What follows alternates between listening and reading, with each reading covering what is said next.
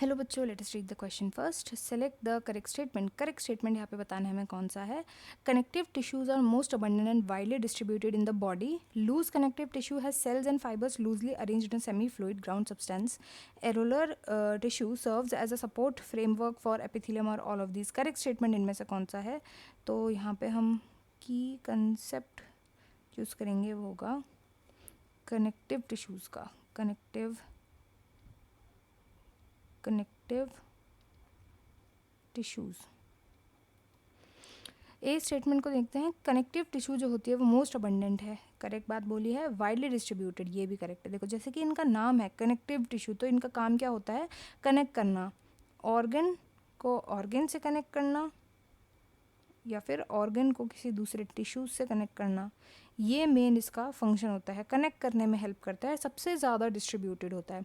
3 type का होता है हमारे पास। एक तो होता है लूज कनेक्टिव टिश्यू, एक होता है डेंस कनेक्टिव टिश्यू और एक होता है स्पेशलाइज्ड कनेक्टिव टिश्यू। ये 3 टाइप के हमारे पास टिश्यूज़ होते हैं, कनेक्टिव टिश्यूज़। तो ए तो करेक्ट हो जाएगा। देन बी में बोला गया है लूज कनेक्टिव टिश्यू के ऊपर पूछा गया है जी, ये वाला है।